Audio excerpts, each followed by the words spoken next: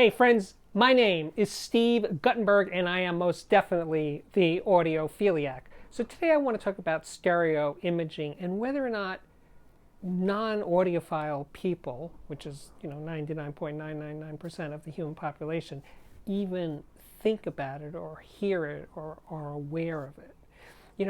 On speakers, unless you're sitting in the sweet spot where you're equidistant from the left and right speakers, you don't really hear stereo. You hear some sound coming from over there and some sound coming from over there, but it doesn't coalesce into an actual stereo image.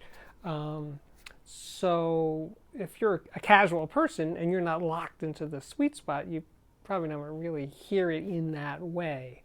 Now over headphones, you're always in the sweet spot. You can't not be. And I wonder there how that registers to people. You should ask your friends. I'm going to start working on that in terms of asking people who aren't audiophiles how aware they are of stereo imaging. I love stereo. I'm not a mono booster believer.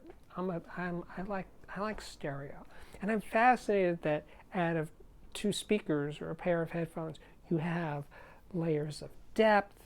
You hear individual placements. You can hear each instrument on a really good recording, in its own space. You hear filling the room. I was listening to Horowitz in Moscow, and there's people. It's a live recording, and I could hear people coughing, and they came from sort of all around me in the audience. So all of that stuff makes it more real. When I hear mono, I feel like I'm listening to sound coming through a hole in the wall. Like it's an unnatural experience for me to hear sound coming from one source.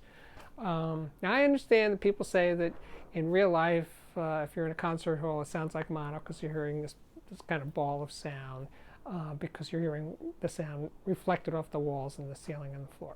I get that. But if you're close enough, if you're much closer, you would hear there are the trombones, there are the saxophones. You would hear them in their space. That's real life. That's why we have two ears. We hear in stereo. Anyway, but the main thing I'm trying to say today is, do non-audiophiles hear that way? Or they think, because in real life they hear stereo and they hear a siren coming from over there or somebody's yelling over there.